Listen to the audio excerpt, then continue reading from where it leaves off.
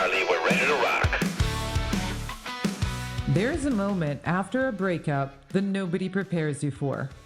It's not the first night, not the crying in the car, not the deleting and undeleting their damn number, not even the week where you can't eat properly and your friends are amazing but also clearly relieved when they can go home.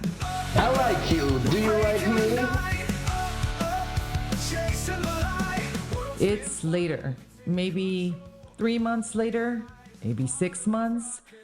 You're just going about your day, making coffee or standing in the shower or doing something completely mundane, and you stop.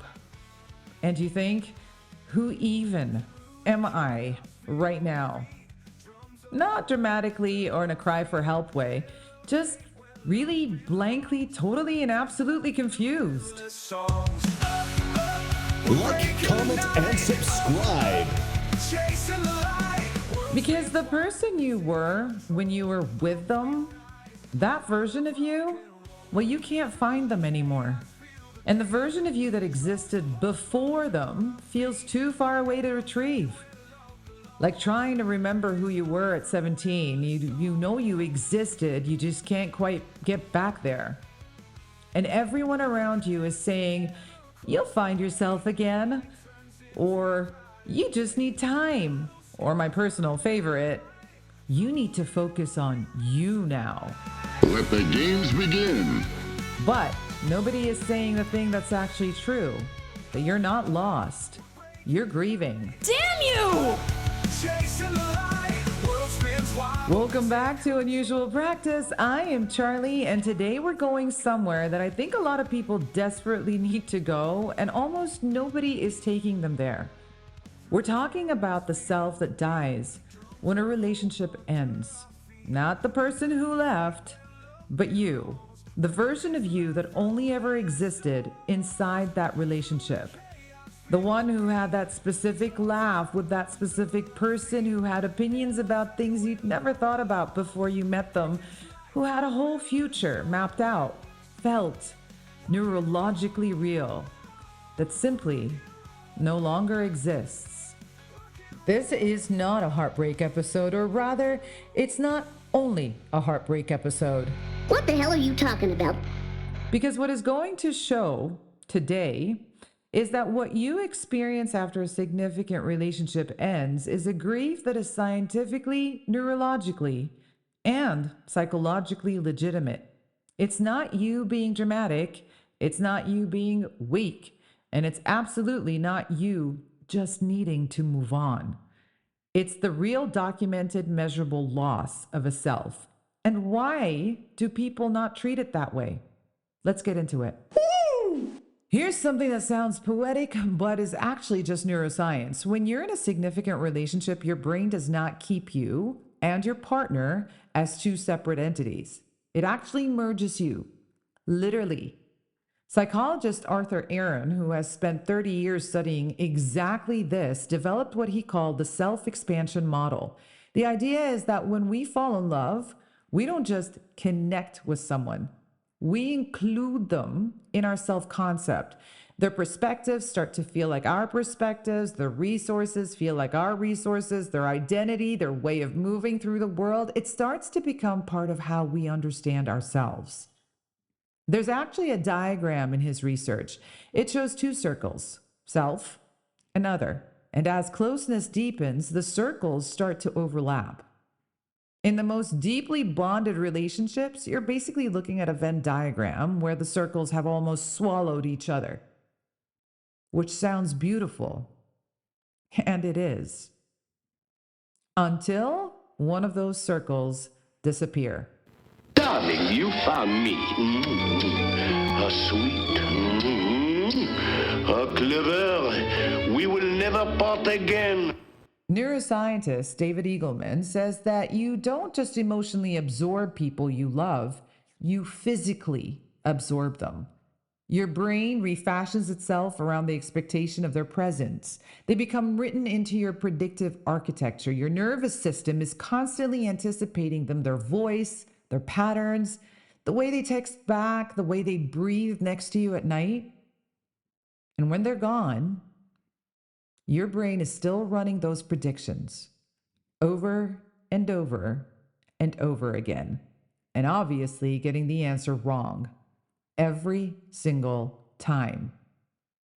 But you need to understand that that is not emotional weakness. That is your brain trying to do its job with missing data. Here's where I want you to really land for a second. What you feel after a significant relationship ends, the disorientation, the not knowing who you are, the sense that you've lost something you can't even properly name, that is grief. Real grief. Clinically recognized, psychologically documented grief. But here's what society does with it. Nada. Nothing. You don't get any time off work, no condolence cards, no casseroles from the neighbors. No one says, "I'm so sorry for your loss," and means it about a breakup. Instead, what you get is a 2-week window where people are sympathetic, and then a gentle, and then increasingly less gentle, and then an expectation that you'll pull yourself together by that point.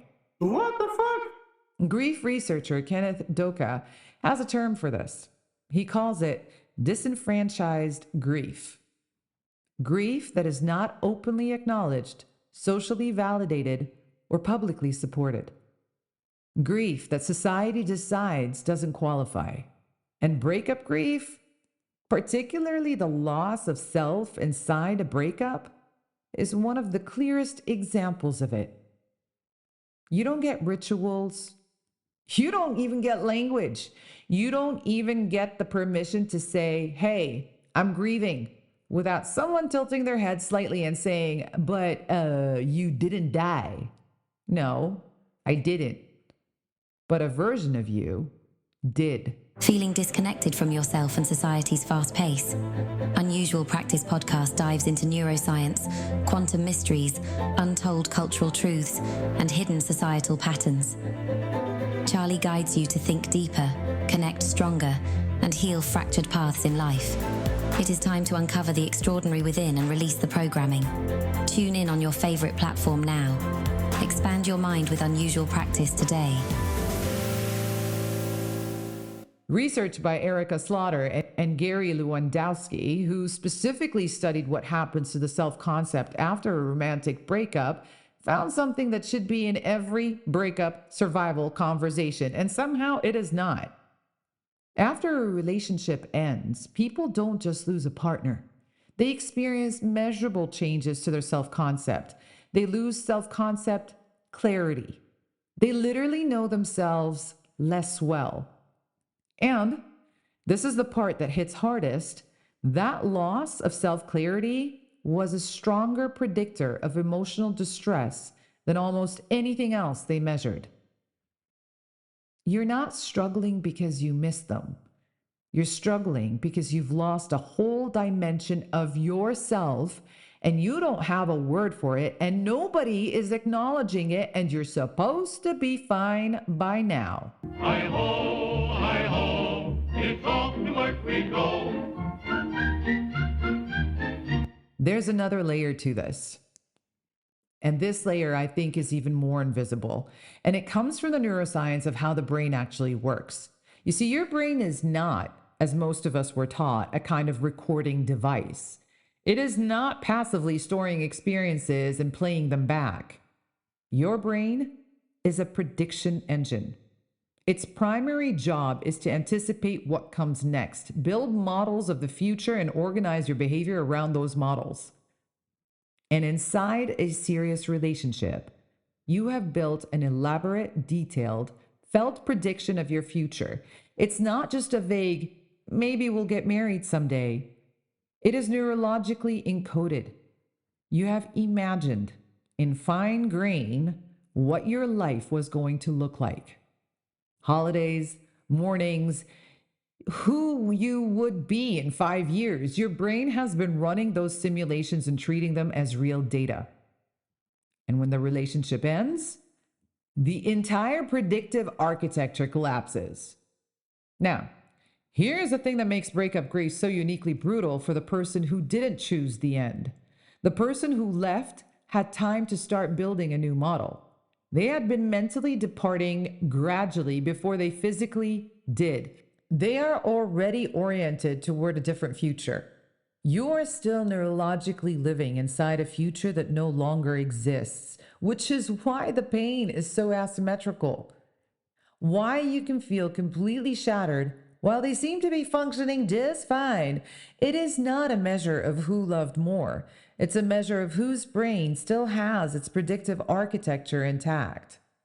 This is also why the rational mind is useless in these moments, because people say, I know it's over, I understand, it makes sense, and still feel completely destroyed, because cognition and neurology are not the same thing. You can know something is over and still be running the software of a future that no longer loads. I know you're pissed, all right? But just listen to me for 5 seconds. So, let me say the quiet part out loud. When a significant relationship ends, you are not just losing a person. You are losing the version of yourself that existed inside that relationship, the shared language, the inside jokes, the way you saw yourself reflected back through their eyes, the future you had neurologically built and were living inside, the identity you had assembled, partly with them, that no longer has the same shape. And possibly the most painful of all, you're grieving someone who is still alive, who is out there somewhere carrying versions of you that you'll never have access to again. The you that existed in their memory, the you that grew inside that particular love. That is a layered, complex, completely legitimate loss. I want you to know that. And it does not have a socially recognized ritual. It does not have a name in most people's emotional vocabulary. And the world gives you, on a good day, about 6 weeks before it starts suggesting you download a dating app. And that's when all hell breaks loose. Here's what I actually want to leave you with.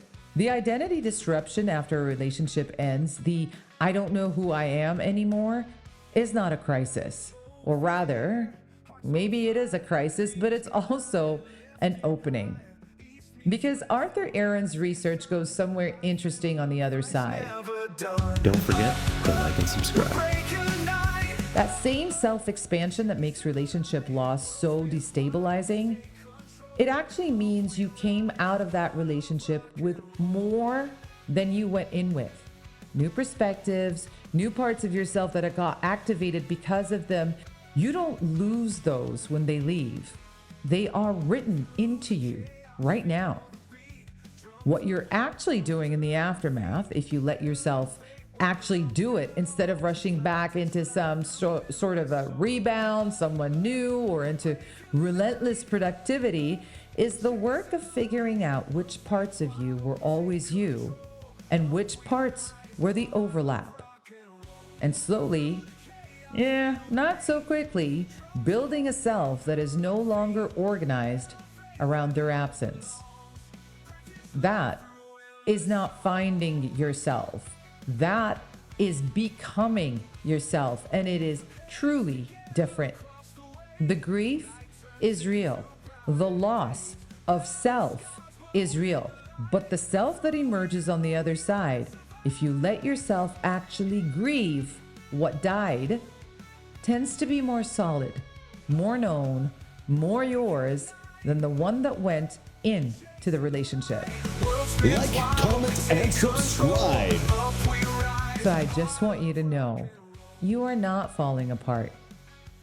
You're being disaggregated, and it hurts like hell. And it's also eventually the most clarifying thing that will ever happen to you.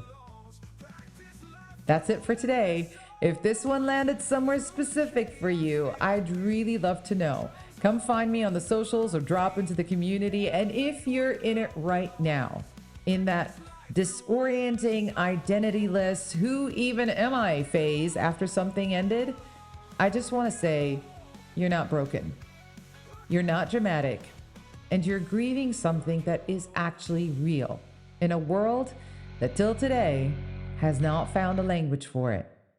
Please Give it the weight it deserves. I'll see you next week. Mom, somebody just followed me. I love you.